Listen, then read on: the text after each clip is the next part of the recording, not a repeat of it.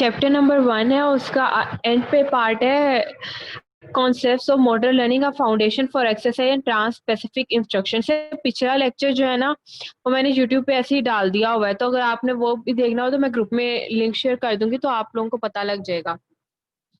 ठीक है। चैप्टर 1 थेरा का जो अब ये जो 2-3 टॉपिक हम आज पढ़ेंगे ना, ये बहुत ज्यादा इंपॉर्टेंट है एलईक्यू के लिए, एक्सट्रीम इंपॉर्टेंट है कि अगर आप पास पेपर उठाओगे ना तो ये 3 एलईक्यूज इस कदर दफा आए हुए हैं कि क्लास टेस्ट में, स्टैंड अप में, हर जगह बार बार आए हुए हैं।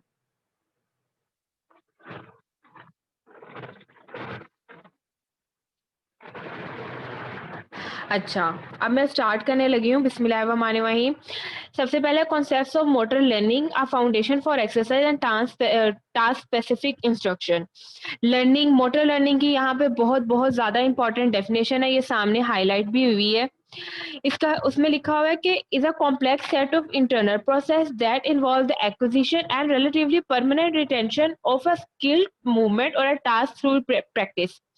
सीधी सीधी डेफिनेशन है, इंपॉर्टेंट तरीन है कि इंटरनल प्रोसेस का जो हमारे बॉडी के अंदर वर्किंग हो रही है, सारी इंटरनल प्रोसेस वो हो गए, involve the acquisition and relatively permanent retention of a skilled movement or a task through practice. कि एक प्रैक्टिस के थ्रू हम कोई भी टास्क करने लगे हैं, उन सब के अंदर जो भी हमारी हमारा ब्रेन वर्किंग हो रही है, हमारे स्पाइनल कॉर्ड, हमारे नर्व्स, वो सारी चीजें मिला के जो होंगी ना, वो हमारी मोटर लर्निंग है। मोटर लर्निंग में सिर्फ यही नहीं होता कि हम जो लर्न कर रहे हैं सब कुछ, मोटर लर्निंग में ये भी होता है कि आपकी नर्व्स भी लर्न कर रही होती है कि इस टास्क को बार बार हमने जब करना है तो उसका पाथ सेम होगा, उसको पता होगा कि हमने यहाँ से जाना है। पहले जो टाइम उसको उस नर्व को पास होने में जितना लग रहा था, अब वो टास्क लर्निंग की वजह से उसका वो पास करने का टाइम ट्रेवलिंग जो होगी वो उतनी ही कम हो जाएगी। आगे है performance involve the acquisition of the ability to carry out a skill, whereas learning involve both acquisition and retention. Performance में सिर्फ और सिर्फ एक स्किल को कैरी आउट करने का एक एक प्रैक्टिकल वर्क आ जाता है, लेकिन लर्निंग में क्या आ जाती है, एक्विजिशन भी आती है, रिटेंशन भी आती है। फिर है टाइप्स ऑफ मोड। कौन सा गंदा बच्चा ये कर रहा है, स्क्रीन के ऊपर लाइनें मार रहा है। टाइप्स ऑफ मोटर टास्क है, हमारे पास 3 तरह के होते हैं।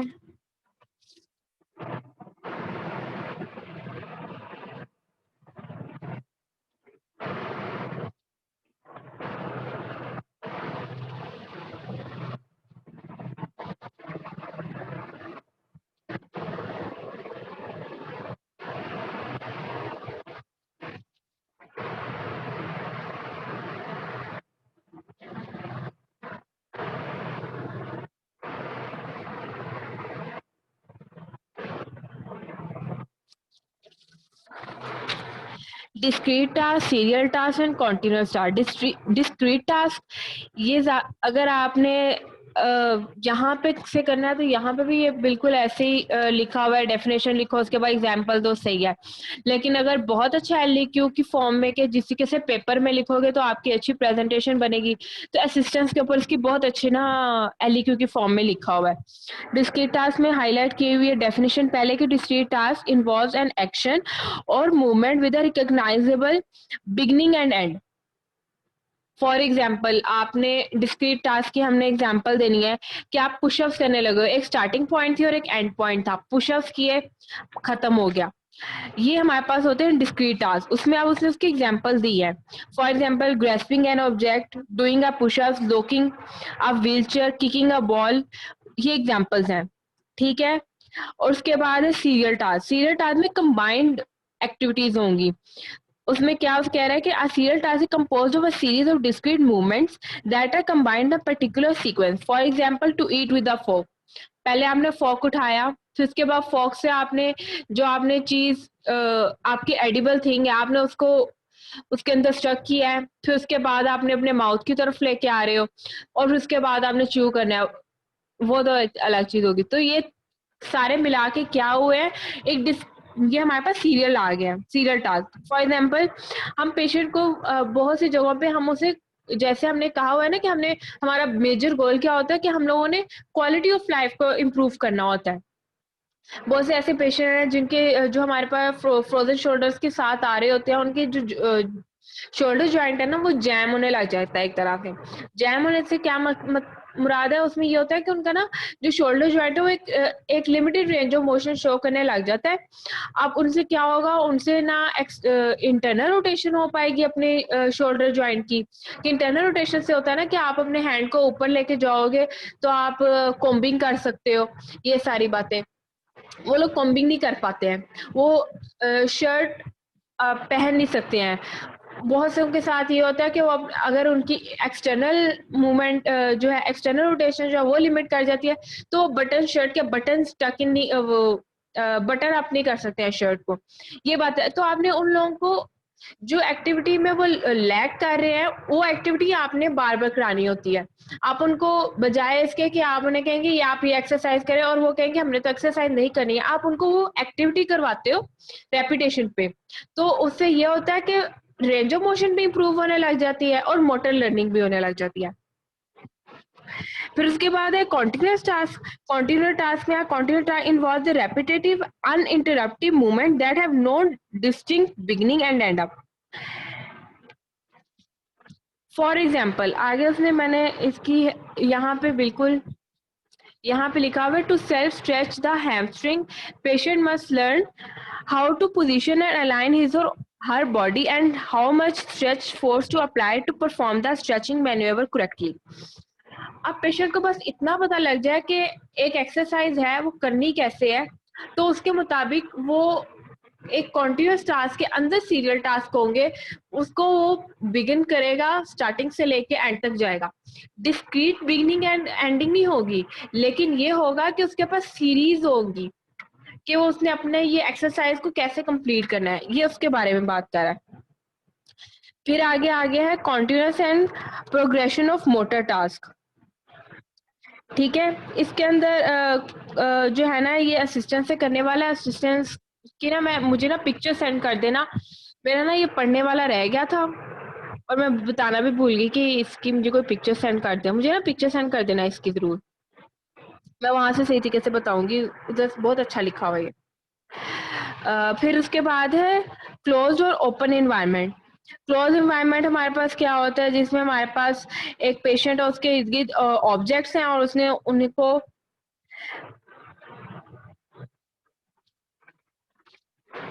और ऐसा एनवायरनमेंट है कि मूवमेंट नहीं होनी है। जो ऑब्जेक्ट्स उसके इर्द गिर्द पड़े हुए हैं उन्होंने मूव नहीं करना, पेशेंट मूव करेगा और उसके मुताबिक उसने एक्टिविटी अपनी परफॉर्म करनी है। फॉर एग्जांपल एक आपके पास रूम है, उसको आपने इसी के से उसकी फर्निशिंग वगैरह या फर्नीचर वगैरह इसी के से रखा हुआ है कि उसके अंदर स्पाइडर केज है, लैडर है, उसके अंदर हमारे पास स्टूल और चेयर है, स्टूल और टेबल है। इस तरह के आपके पास इन्वायरमेंट, अब वो चीजें मूव तो नहीं करनी है, लेकिन क्या होगा कि पेशेंट को कहेंगे कि वो उसने एक्टिविटी परफॉर्म करनी है। लैडर है, लैडर के अंदर 3 स्टेप्स है, उसे उसके ऊपर रेपिटेशन के ऊपर मूवमेंट करनी है, जिसके पास क्लोज इन्वायरमेंट आ जाएगा।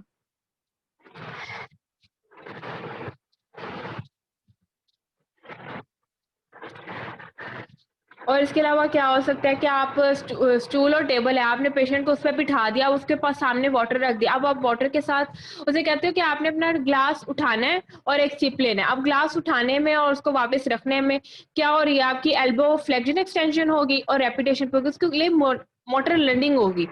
ठीक हो गया। फिर हमारे पास ओपन इन्वायरमेंट आ जाता है। ओपन इन्वायरमेंट एक तरह से क्लोज कॉम्प्लेक्स इन्वायरमेंट भी हो जाता है। उसके अंदर क्या हो गया हमारे पास, फॉर एग्जाम्पल हमारे पास एक मोशन में आपका एनवायरनमेंट है। मोशन में एनवायरनमेंट किस चीजों में हो सकता है, फॉर एग्जाम्पल एक हमारे पास ट्रेन है, हमारे पास कार है। अब उसके अंदर हमने क्या अपनी चीज बैलेंस करनी है, हमने अपने उसके ऊपर बैलेंस करना अपना गेट, अपना अपना पोस्टर बैलेंस करना है। ठीक हो गया। उसमें ये होगा बैलेंस में हमारे पास वो ट्रेडमिल भी आ सकती है मूविंग मूविंग एनवायरनमेंट के अंदर। ठीक है, तो उसके अंदर वो बात कर रहा है कि हमारे पास ये ओपन एनवायरनमेंट होता है, इसके अंदर हमारे पास जो एनवायरनमेंट है वो भी मूव कर रहा है। और क्लोज एनवायरनमेंट में हमारे पास चीजें जो थी वो स्टेबल थी, स्टैटिक थी। ओपन एनवायरनमेंट हमारे पास मोशन में थी, ठीक हो गया। फिर उसके बाद है inter trial variability in the environment, absent or present.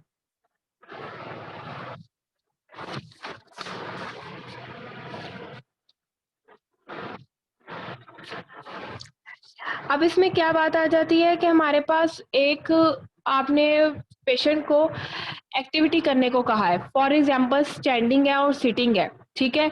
Standing और सिटिंग में हम उसको ब्रेक्स अगर देते हैं तो ये चीज हमारे अंदर inter trial variability in the environment के अंदर आती है, इस टॉपिक के अंदर आती है। फॉर एग्जांपल अगर आपको समझ नहीं आ रही तो मैं इसको और ब्रीफली बताती हूँ।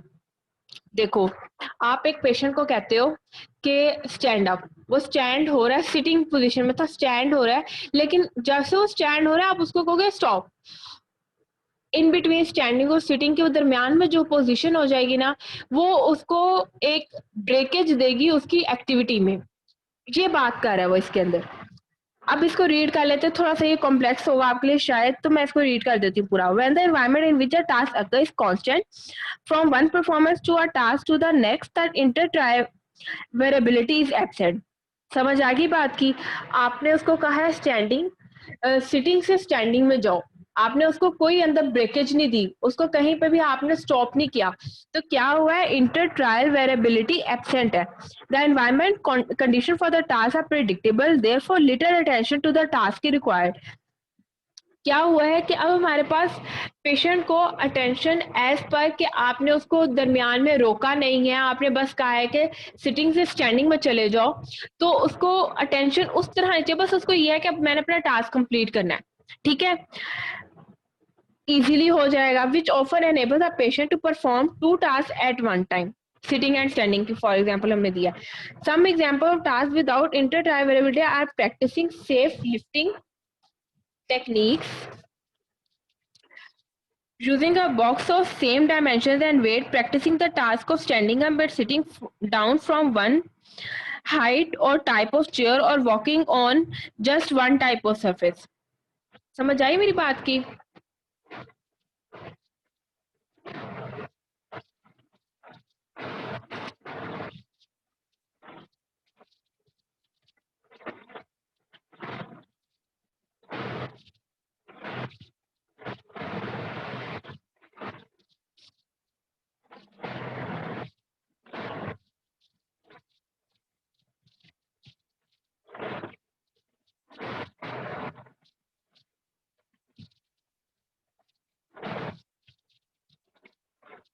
ये देखो, ये बात लिखी है सारी।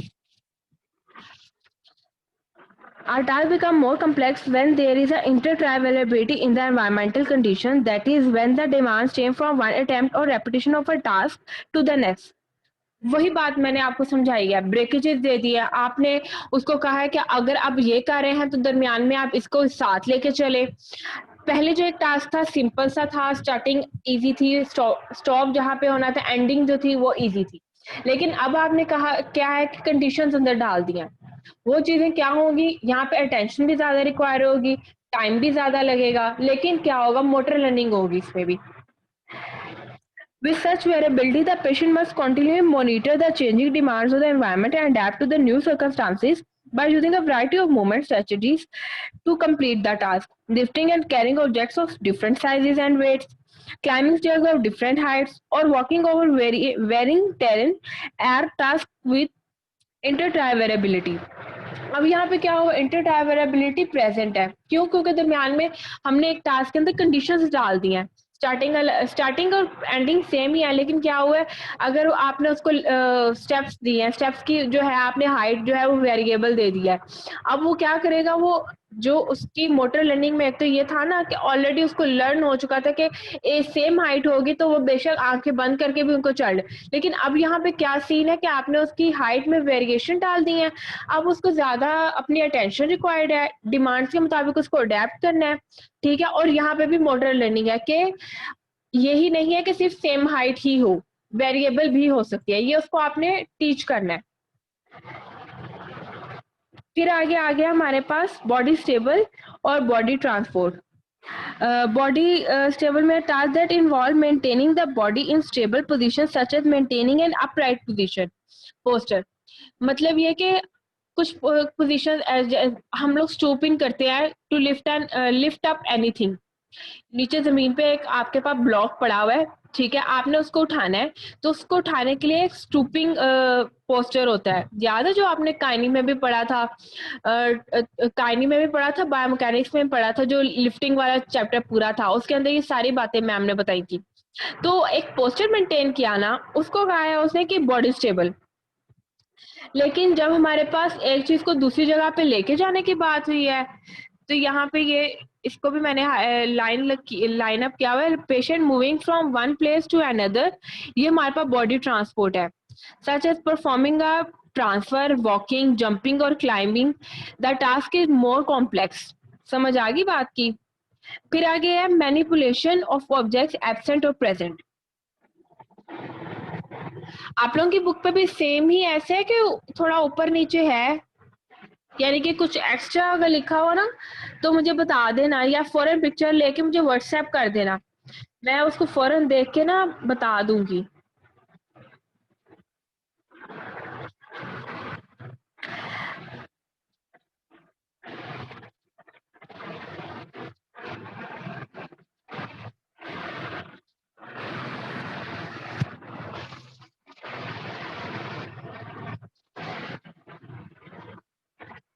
अच्छा, अब इसके अंदर क्या वो कह रहा है, manipulation of objects absent or present. इसमें ये कह रहा है कि अगर हमारे पास मैनिपुलेट का मतलब क्या होता है, आपने अकॉर्डिंग टू सिचुएशन चेंज करना है, उसको अडेप्ट करवाना है। अगर तो according to situation adaptation required नहीं है कि बस ठीक है जिस तरीके से चल रहा है चलने दो, तो हमारे पास क्या है, वैसे ही है कि जैसे हमारे पास अगर मैनिपुलेशन नहीं है तो एब्सेंट है, अगर मैनिपुलेशन इन्वॉल्व है तो प्रेजेंट है।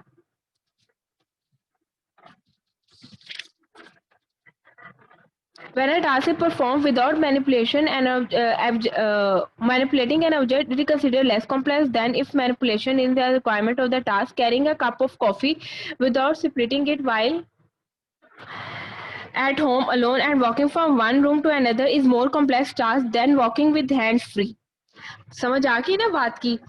अब मैनिपुलेशन में उसको कंडीशन मिल गई है ना, पहले तो वॉकिंग थी विदाउट फ्री हैंड से आराम से वॉकिंग ईजी थी, लेकिन अब क्या हुआ है, वन प्लेस टू अनदर आपने विद कॉफी कप जाना है इन योर हैंड, तो वो मुश्किल हो जाएगा, तो उसकी बात उसने की है।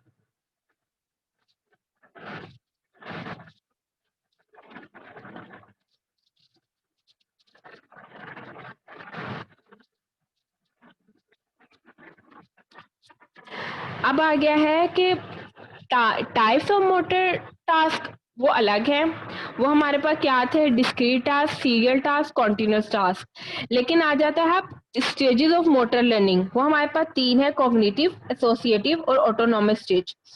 पीछे आपका जो दो ग्राफ बने हुए ना, एक तो ग्राफ बना हुआ है और एक वो है लिखा हुआ है कि क्लोज और ओपन एनवायरनमेंट में बॉडी स्टेबल और बॉडी ट्रांसपोर्ट का टेबल बना हुआ है, वो याद करने की जरूरत नहीं है ना। वो एक ग्राफ सा बना हुआ है कि क्लोज और open environment desire outcome of action, वो भी याद करने की जरूरत नहीं है ना, बनाने की जरूरत है, क्योंकि ये इटसेल्फ ही इतना सफिशिएंट हो जाता है कि जरूरत नहीं पड़ती है और किसी चीज को लिखने की। अब तीन स्टेजेस आ गई हैं, कॉग्निटिव, एसोसिएटिव और autonomous stage. Very very important है, एलईक्यू बहुत बहुत दफा आया हुआ है। कॉग्निटिव स्टेज में हम लोगों के पास क्या है, आपने पेशेंट को सबसे ज्यादा ये समझाना है कि करना क्या है और कैसे करना है। ठीक है, करना क्या है कि मतलब ये कि आपने आपकी क्या रिक्वायरमेंट है और उसके मुताबिक आप क्या करने लगे हो। फॉर एग्जाम्पल, वही एक सिंपल सी एग्जाम्पल है, एक पेशेंट आया आपके पास, उसका शोल्डर जो है फ्रोजन शोल्डर की वजह से जैम हुआ हुआ है। अब वो कहता है कि मुझसे ना कंघी नहीं हो पाती मेरे अपने बालों की, मैं तो ऐसे ही अपने बाल रोज ही मेरी या तो बच्चे कर देते हैं या फिर मैं किसी को कह देती हूँ इस तरह। तो अब क्या है, आपने उसको कहना है कि अब आपने ना डेली बेसिस पे सिर्फ नीचे नीचे तक, क्या अगर आपका हाथ आता है ना तो आपने वहां तक ना कंघी करने की कोशिश करनी है। ठीक है, लेकिन करना कैसे है वो बताना है। फिर अब वो कैसे है, आप उसको सामने बिठाएंगे, आपने उसको एक मिरर इमेज देनी है पूरी परफॉर्मेंस की, वो आपको देख के करेगा। ठीक है, तो वो इसके बारे में बात कर रहा है कि मोटर लर्निंग के अब तीन स्टेजेस हैं उसमें। कॉग्निटिव स्टेज में सबसे पहले यही है, करना क्या है और करना कैसे है. In other words, the patient tries to get the feel of the exercise because all of the patient attention is often directed to the correct performance of the motor task. Distractions in the environment, such as busy, noisy exercise room, may initially interfere with the learning. During this stage of learning, errors in the performance are common, but with the practice that includes error correction, the patient gradually learns to differentiate correct from incorrect performance, initially with frequent feedback from a therapist and eventually by monitoring his or her own performance. Self evaluation. इस paragraph में कोई इतनी rocket science नहीं थी, बस उसने simple सा ये बता दिया. इस पैराग्राफ को मैंने भी रीड किया. बस मैंने उसने सिंपल सा ये बता दिया है कि अगर एक नॉइजी इन्वायरमेंट है, डिस्टर्बेंस है आपके क्लिनिक के अंदर या आपका जहाँ पे इन्वायरमेंट है जिसके अंदर आप अपने पेशेंट को एक्सरसाइज करवा रहे हैं, तो शुरू में हो सकता है कि एरर्स जो है वो कॉमन हो, लेकिन बाद में ये होगा कि वो सेल्फ इवेल्युएशन से आपकी आगे से आप जब उसको फीडबैक दोगे तो फिर वो अपनी परफॉर्मेंस को बेटर करेगा और पॉजिटिव रिस्पॉन्स आपको आने लग जाएगा. अब आगे है associative stage. Patient makes infrequent errors and concentrates on fine-tuning the motor task during the associative stage of learning. अब यहाँ क्या वो कह रहा है कि पेशेंट ने कॉग्निटिव स्टेज में तो लर्न कर लिया है what to do and how to do. अब उसकी गेम सारी है कि उसने जो परफॉर्मेंस आप कह रहे हो कि करो उसको वो फाइन करेगा, बेटर करेगा, वो इस बारे में की तरफ आएगा. ठीक है, फिर उसके बाद आ जाता है, बाकी आप रीड करोगे उसकी थोड़ी सी एक्सप्लेनेशन है, इजी सी है. ऑटोनोमस स्टेज में हमारे पास क्या होता है, ये हमारे पास फाइनल स्टेज है. Patient does not have to pay attention to the movement in the task, thus making it possible to other task simultaneously. अब जब उसको लर्निंग हो गई है कि उसने अपने क्योंकि रेंज ऑफ मोशन इंक्रीज हो गई है ना. फॉर एग्जांपल स्टिल मैं फ्रोजन शोल्डर वाली एग्जांपल को कंटिन्यू करती हूँ. तो अब उसकी लर्निंग इंक्रीज हो गई है, रेंज ऑफ मोशन इंक्रीज हो गई है, पेन रिड्यूस हो गया है, तो क्या होगा कि जहां वो उसको एक हाथ से आप वो कोम्बिंग कर रहे हैं ना, अपने सर के बालों की कंघी कर रहे हैं, तो दूसरे हाथ से वो कोई और काम भी कर सकता है, फॉर एग्जाम्पल कुछ लिखना है और. तो ये बात का है. आगे आ जाता है प्रैक्टिस. ये हमारा थर्ड इम्पोर्टेंट एलईक्यू, फिर उसके बाद खत्म हो जाएगा ये चैप्टर. कहता है प्रैक्टिस की डेफिनेशन क्या है. सबसे पहला definition, motor learning occurs as a direct result of practice that is repeatedly performing a movement or series of movements in a task. ये सर ने हमसे ना डेफिनेशन वाइवा में भी सुनी थी. एक ही परफॉर्मेंस को बार बार करते रहो तो वो प्रैक्टिस हो जाती है उसकी. अब हमारे पास इसकी फॉर एग्जांपल इसके जो अंदर आ जाते हैं ना फैक्टर्स, इन जिसमें हमारे पास प्रैक्टिस जो है वो डिपेंड कर रही है, वो क्या होती है, amount, type and variability of practice directly affect the extent of skill acquisition and retention. कि हमारे पास कितनी अमाउंट ऑफ प्रैक्टिस करनी है, किस टाइप की है और क्या उसकी वैरायटी है, वो सारी की सारी हमारी acquisition and retention of motor learning उसके ऊपर डिपेंड कर रही है, उसको इफेक्ट करेगी डायरेक्टली. अब इसके हमारे पास दो टाइप्स आ जाती हैं, part versus whole practice, practice order block, random and random block. बहुत आसान है, सादा से अल्फाज में. ये तो सिर्फ ये है ना कि आपने प्रॉफ में जब आपने एलईक्यू लिखना है तो आपको ये सारी चीजें पॉइंट्स कंप्लीट आप लिखोगे तो आपका अच्छा एलईक्यू बन जाएगा. लेकिन पार्ट वर्सेस होल प्रैक्टिस में इट्सेल्फ क्या बात है.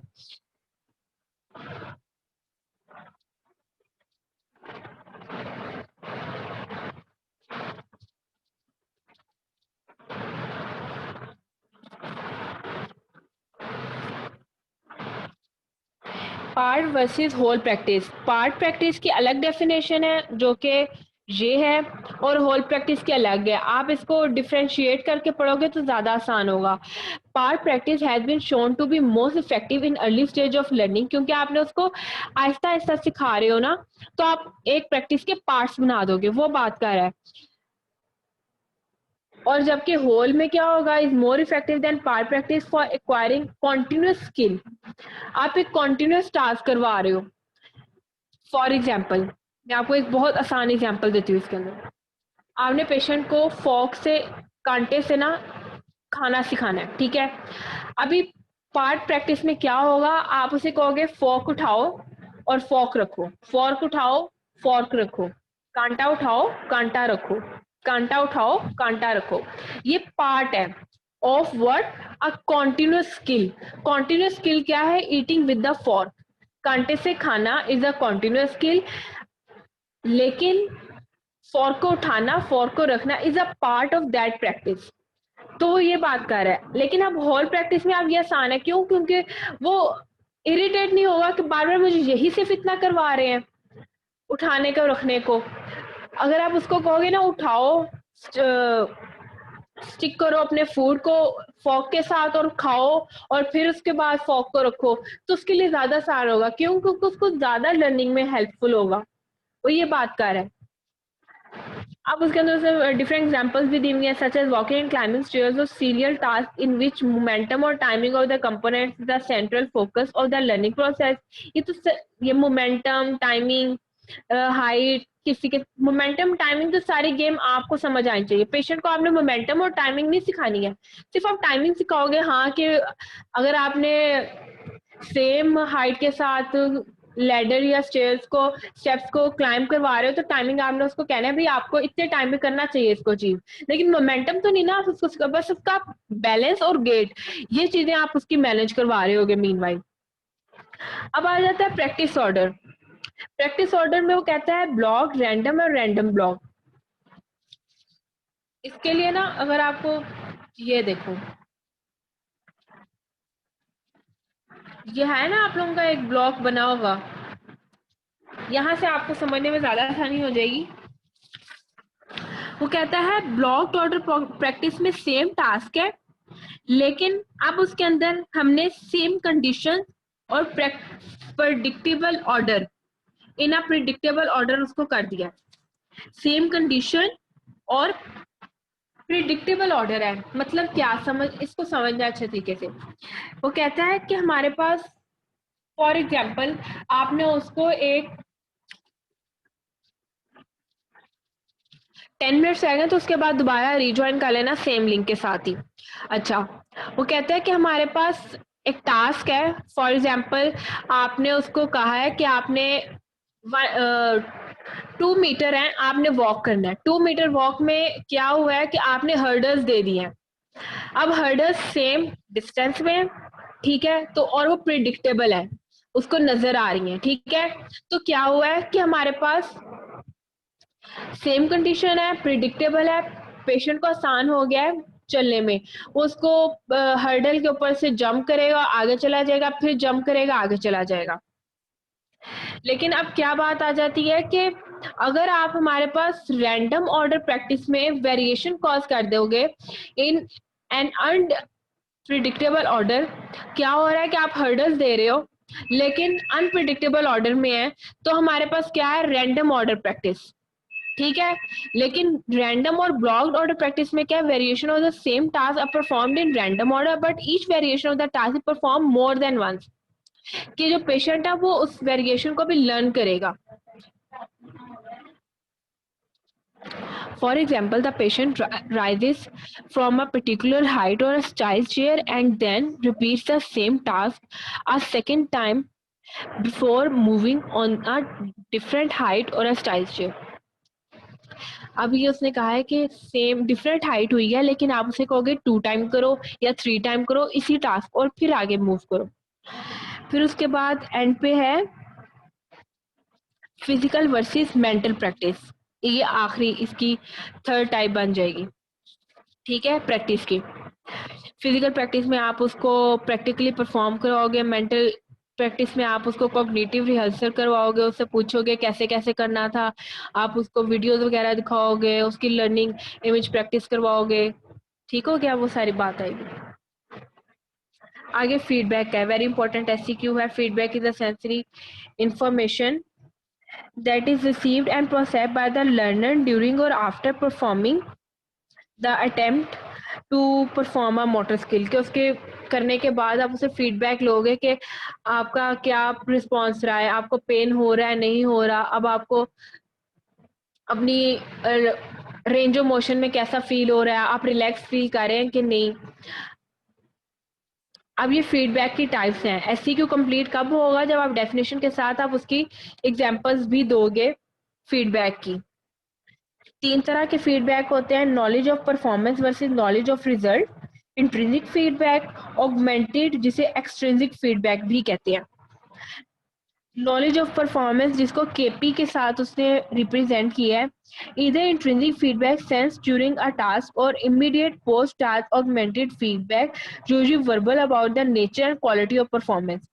नॉलेज ऑफ परफॉर्मेंस मतलब ये कि आप पेशेंट की परफॉर्मेंस के जरिए ही कि अगर वो अच्छा कर रहा है नहीं कर रहा, उसका फेशियल एक्सप्रेशन क्या है उससे, या फिर आप परफॉर्मेंस के बाद आप उससे पूछते हो कि आप कैसा फील कर रहे हो, वो चीज आ जाती है नॉलेज ऑफ परफॉर्मेंस से। लेकिन knowledge of results, immediate post task augmented feedback about the outcome of a motor task. आपने उसको परफॉर्मेंस करवाई है, परफॉर्मेंस करवाने के बाद आप उसका रिजल्ट कैसे लोगे। आपने एक्सरसाइज करवाई है उसको, फॉर एग्जाम्पल फ्रोजन शोल्डर की, ठीक है, आपने उसको 10 टाइम 20 टाइम करवाई है, उसके बाद आप उसे कहते हो कि आप ना अब कंघी करके देखें। अगर वो कंघी करने में उसको इजी फील करता है तो इसका मतलब है पॉजिटिव फीडबैक है, अगर नहीं तो नेगेटिव फीडबैक है, पेन हो रहा है, वो कह रहा है स्टिल मैं उसी हालत में हूँ, तो आप कहोगे आप इसको बार बार करते रहे, हफ्ते में 3 दिन इस तरीके से करें, तो आपको उसके उतने टाइम ड्यूरेशन के बाद दोबारा आप उसे कहेंगे अब मुझे आप कंघी करके दिखाएं, तो फिर आप बताओगे कि अब आप बेहतर है नहीं है, वो सारी बात। फिर है intrinsic feedback, sensory cues that are inherent in the acquisition of a motor task. कि हम फॉर एग्जाम्पल जनरल सी बात है, एक बच्चे को पता है कि उसने चलना है, ठीक है, उसकी इंट्रिंसिक माइंड में है ना कि ऑलरेडी इनेट है उसका, वो सारी बात है। अराइज डायरेक्टली फ्रॉम परफॉर्मिंग और attempting to perform the task. बच्चा कोशिश, आप उसको कोशिश करवाते हो, वो चलने लग जाता है, वो ये बात करे, आप परफॉर्मेंस करवाते हो और वो परफॉर्मेंस करने लग जाता है। May immediately follow completion of a task or may occur even before a task has been completed.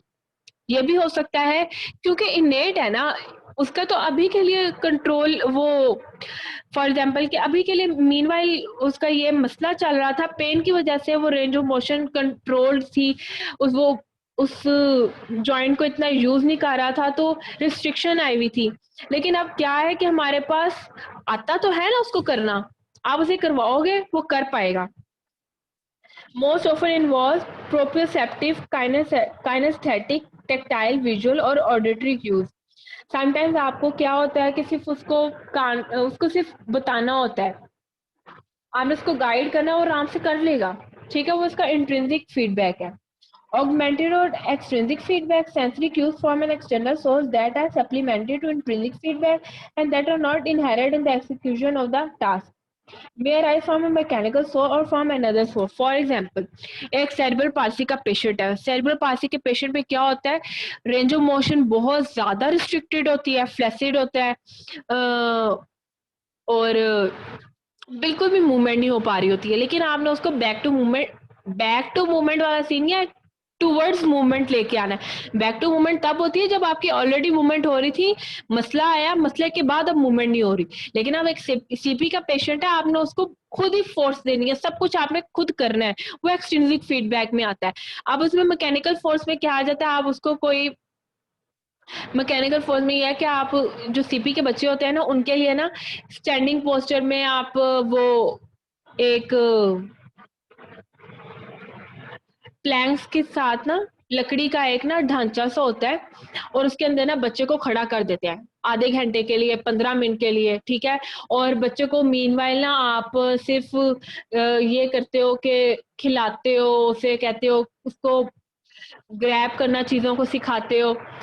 जितनी देर वो ज्यादा खड़े होता है ना उतनी देर उसको ना लर्निंग में आता है, उसकी नर्व्स को बार बार एक स्टिमुलस जा रहा है कि इस तरीके से खड़े होते हैं। समझ आ रही है ना मेरी बात की। तो फिर वो कह रहा है कि ये होता है मैकेनिकल सोर्स जो हम लोगों ने आउटसाइड से देना है। अब इसके बाद इस चैप्टर के एलईक्यूज हैं।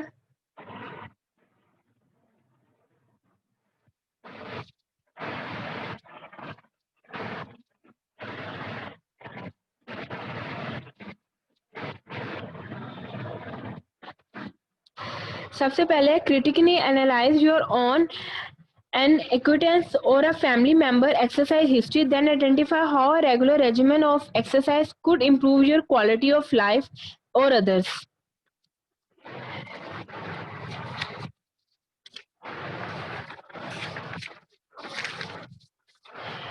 इसके अंदर अब आपने क्या लिखना है, उसने कहा है हिस्ट्री लेनी है, ठीक है। इसके अंदर क्या हिस्ट्री होती है, हिस्ट्री में हम लोगों ने नेम, एज वगैरह सारी चीजें होती हैं, लेकिन आपने उस तरह नहीं हिस्ट्री लिखनी। यहाँ पे आपने हम सिस्टम रिव्यू वाला टॉपिक जो है ना वो लिखना है, ठीक हो गया। फिर उसके बाद अगला LAQ है, ऐसा करो मैं मीटिंग एंड करती हूँ, तो आप लोग ना दूसरी दोबारा ज्वाइन करो, तो फिर मैं आपको बता देती हूँ, ठीक है। मैं यहाँ पे एंड करने लगी हूँ मीटिंग।